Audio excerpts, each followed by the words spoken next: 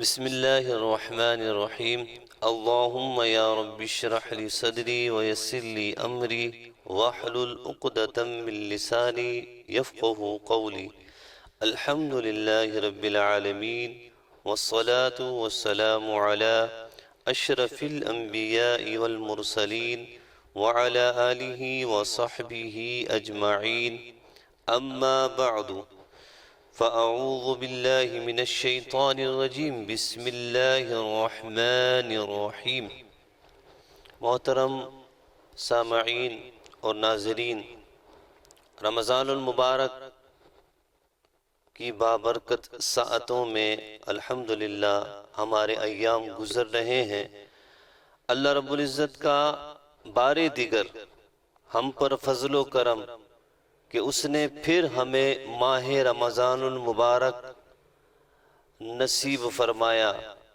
اللہ رب العزت اس ماہ مبارک میں ایمان کے ساتھ اور محاسبہ نفس کے ساتھ اور تزکیہ نفس کے ساتھ ماہ رمضان میں اپنے ظاہر اور باطن کی اصلاح کی توفیق عطا فرمائے۔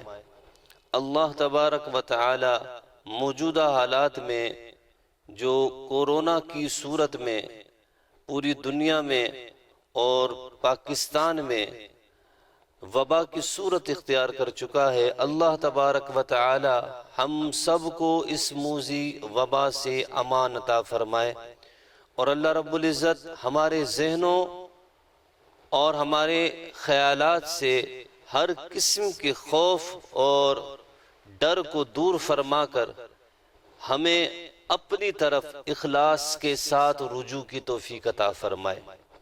آج ہم یہاں پر چند احادیث طیبہ کا مطالعہ کریں گے۔ محترم سامعین اور ناظرین، ایک چیز آپ یاد رکھیں کہ اللہ تبارک و تعالی نے قرآن مجید فرقان حمید میں جا بجا کل کی تیاری کے متعلق ارشاد فرمایا ہے۔ یعنی اللہ تبارک و تعالی اپنے بندے سے یہ ارشاد فرماتا ہے کہ اے بندے وَلْتَنْظُرْ، ہمیشہ غور و فکر کرتا رہ، سوچ کہ تو نے کل کے لیے کیا آگے کیا ہے، یا اگلے جہان کے لیے تو نے کوئی خزانہ کچھ آگے بھیجا ہے، کل کی تو نے کیا تیاری کی ہے۔ یہ کل کیا ہے؟ یہ کل یوم آخرت ہے۔ محترم سامعین، یوم آخرت، عالم برزخ، یہ وہ عوالم ہیں کہ ہم دنیا میں دنیا کو سدھارنے کے لیے، اپنی دنیاوی آسائش اور آرام کے لیے طرح طرح کے منصوبے بناتے ہیں اور طرح طرح کی ٹیکنیکس استعمال کرتے ہیں، طرح طرح کی ہیلے اور بہانے بروئے کار لاتے ہیں تاکہ ہماری دنیا میں کاروبار اچھا ہو جائے، ہماری رہائش اچھی ہو جائے، ہمارے معاملات اچھے ہو جائیں۔ اللہ تبارک و تعالی ارشاد فرماتا ہے کہ کل بھی ایک اور جہاں آنے والا ہے، جس جہاں کو یوم آخرت کہا جاتا ہے، جہاں فیصلے ہونے ہیں۔ اللہ تبارک و تعالی ارشاد فرماتا ہے کہ جہاں تم اپنی دنیا کو سنوارنے میں لگے ہو، وہاں یہ بھی غور و فکر کرتے رہا کرو کہ تم نے آگے کے لیے کیا کیا ہے۔ موت کے بعد کا جو جہان ہے، جس کو قبر کہتے ہیں، قبر کی تم نے کیا تیاری کی ہے۔ رمضان المبارک کا یہ مہینہ آ گیا، صرف رمضان المبارک کے مہینے کا ادب کر لیا، یا رمضان المبارک کے مہینے کا احترام کر لیا، نہ روزہ رکھا، نہ نمازیں پڑھی، نہ قرآن کی تلاوت، نہ ذکر و اذکار، کچھ نہیں، تو اس کو احترام رمضان نہیں کہتے۔ احترام رمضان کا مطلب یہ ہے کہ بندہ صدق کے دل سے اپنے تمام گناہوں سے تائب ہو، توبہ کر کے، اور کل کی تیاری کرے۔ جیسا کہ ہم اپنے ایونٹ کو دیکھ لیں، مثلا کل میرا کوئی بہترین کوئی ایونٹ ہے، کوئی سالگرہ ہے، کوئی شادی ہے، تو میں کیا کروں گا؟ آج ہی سے اس کی تیاری شروع کر دوں گا تاکہ کل کی میری وہ تقریب بہت شاندار ہو۔ کسی قسم کی کوئی کمی نہ رہے، تو ہم آخرت کو کیوں بھلا کے بیٹھے؟ آخرت جو آنے والا کل ہے اس کی تیاری ہم نے کیا کی ہے؟ اس کے لیے ہم نے کیا کچھ جمع کر کے رکھا ہے؟ اس کو دیکھنا اور اس کو سوچنا ہے۔ اور رمضان المبارک کا یہ بابرکت مہینہ ہمارے لیے نعمت عظمیٰ ہے کہ اس مہینے میں ہم تمام چیزوں سے کنارہ کش ہو کر اپنے رب کی طرف رجوع کر سکتے ہیں۔ رجوع اللہ، اللہ کی طرف لوٹنا اللہ کے لیے اخلاص کے ساتھ، یہ رب کو بڑا پسند ہے۔ آئیے حدیث پاک ہم سماعت کرتے ہیں۔ سب سے پہلی حدیث ہے حضرت عبداللہ بن عمر رضی اللہ تعالی عنہما، اس حدیث پاک کے راوی ہیں۔ ترغیب فی الصوم مطلقاً، الترغیب والترہیب کی یہ دوسری جلد ہے، صفحہ نمبر اس کا 50 ہے، حدیث نمبر 15 ہے۔ حضرت عبداللہ بن عمر رضی اللہ تعالی عنہما اس کے راوی ہیں۔ اس حدیث پاک کو امام احمد نے اپنے مسند میں ذکر کیا، طبرانی نے الکبیر میں اس کو ذکر کیا ہے، اور امام حاکم نے اس حدیث کے متعلق فرمایا صحیح علی شرط مسلم۔ یہ حدیث مبارکہ جو ہم آپ کے سامنے بیان کرنے جا رہے ہیں، امام حاکم فرماتے ہیں امام مسلم کی شرائط کے مطابق یہ حدیث صحیح ہے، ٹھیک ہے۔ حضرت عبداللہ ابن عمر رضی اللہ تعالی عنہ فرماتے ہیں، آپ سے روایت ہے، ان رسول اللہ صلی اللہ علیہ وسلم قال، بے شک اللہ کے رسول صلی اللہ علیہ وسلم نے ارشاد فرمایا، الصیام والقرآن یشفعان للعبد یوم القیامہ، روزہ اور قرآن، روزہ اور قرآن، یشفعانی للعبد، دونوں سفارش کریں گے بندے کے لیے یوم القیامہ، قیامت کے دن۔ میدان محشر لگ گیا، اللہ تبارک و تعالیٰ کے سامنے کھڑے ہو گئے، اب ہمارے گناہ ظاہر ہو کر ہمیں دکھائے جائیں گے، ہمارے اعمال کی ویڈیو چلائی جائے گی، ہمارا ایک ایک عمل جو ہم نے چھپ کے کیا، سب کے سامنے کیا، کسی کو پتا چلا کسی کو پتا نہ چلا، لیکن اس مالک نے سب خبر رکھی۔ اب میدان محشر میں جب سارے عیبوں سے پردہ اٹھنے والا ہے، ایسے میں کون بچائے، کیسے بچے؟ پیارے آقا نے فرمایا سنو، روزہ اور قرآن یہ وہ وفادار ساتھی ہیں کہ جو دنیا میں ان سے وفا کرتا ہے، کل قیامت کے دن یہ اس سے بے وفائی نہیں کرتے۔ جو اخلاص کے ساتھ اور اللہ کی رضا کے لیے روزہ رکھتا ہے اور قرآن کی تلاوت کرتا ہے، تمام حقوق اس کے ادا کرتا ہے، روزہ تو رکھتا ہے، فسق و فجور سے بچتا ہے، جھوٹ اور غیبت سے بچتا ہے، بد کرداری سے، بے حیائی سے، بد کلامی سے خود کو بچاتا ہے، قرآن کی تلاوت کرتا ہے، خود کو پاک ستھرا کر کے، باوضو ہو کر کے، بڑے اہتمام کے ساتھ قرآن کی تلاوت کرتا ہے، ادائیگی حروف بڑے آسان طریقے سے ادا کرتا ہے، قرآن کی محبت میں جب قرآن کو پڑھتا ہے تو اللہ تبارک و تعالیٰ کی رحمتیں اس پر برستی ہیں۔ یہ وفاداری ہے۔ حضور فرماتے ہیں تم آج دنیا میں روزے کو اور قرآن کو اپنا ساتھی بنا لو، یہ وہ وفادار ساتھی ہیں کہ کل قیامت کے دن بھی تمہارا ساتھ نہیں چھوڑیں گے۔ یشفعان للعبد یوم القیامہ، یہ روزہ یہ قرآن کل قیامت کے دن سفارش کریں گے۔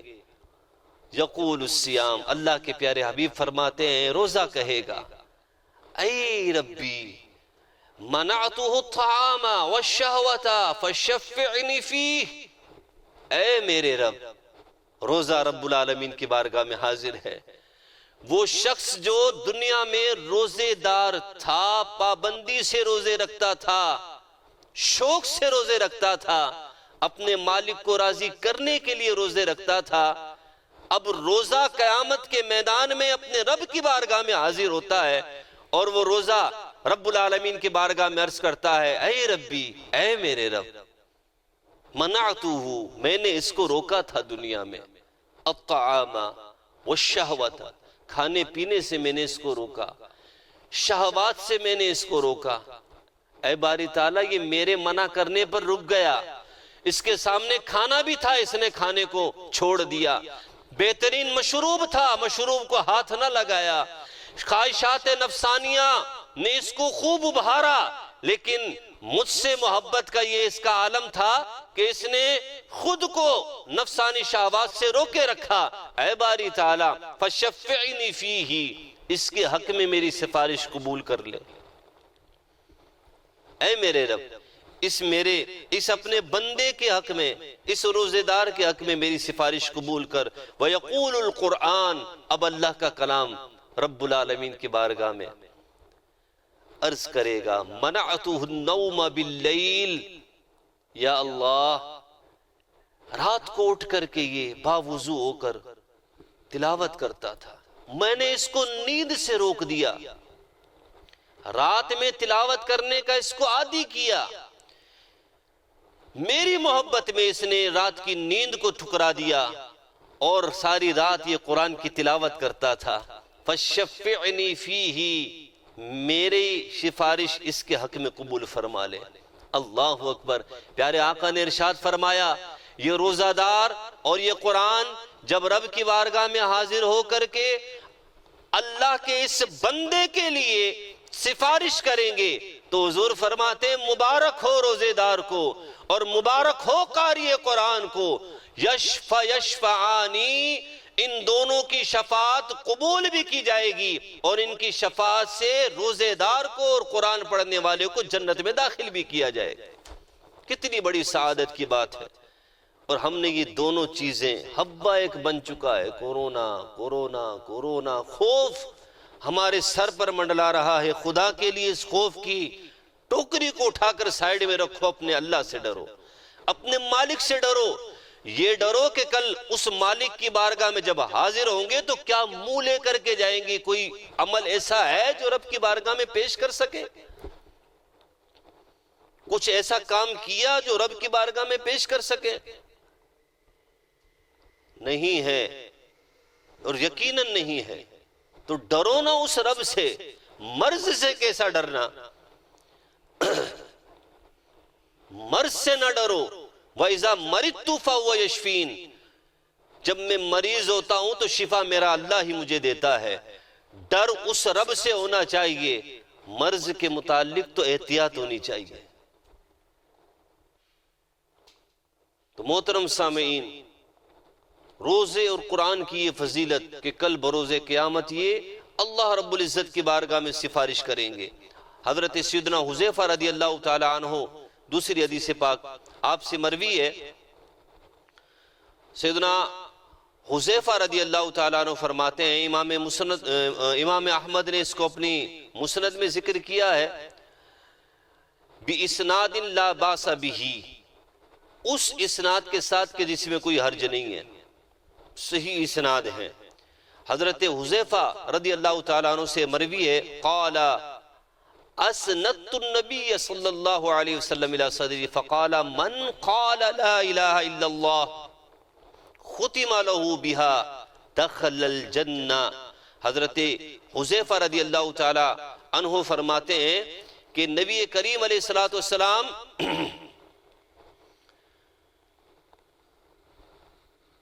میں نے اپنا سینہ اللہ کے پیارے نبی علیہ السلام کے لیے حاضر کر دیا، تو حضور نے اس پر ٹیک لگائی اور ٹیک لگا کر پھر اللہ کے نبی نے فرمایا من قال لا الہ الا اللہ، جس نے لا الہ الا اللہ کہا یعنی اللہ کی یکتائی کا اعلان کیا، ختم لہ بها دخل الجنہ، تو جس بندے نے اللہ کی یکتائی کا اعلان اور اقرار کر لیا، مہر لگا دی جاتی ہے اس کے جنت میں داخل ہونے پر، یعنی دستاویز تیار کر لی جاتی ہے کہ اس نے اللہ کی یکتائی کا اقرار کر لیا ہے، لہذا مہر لگاؤ یہ جنتی ہے۔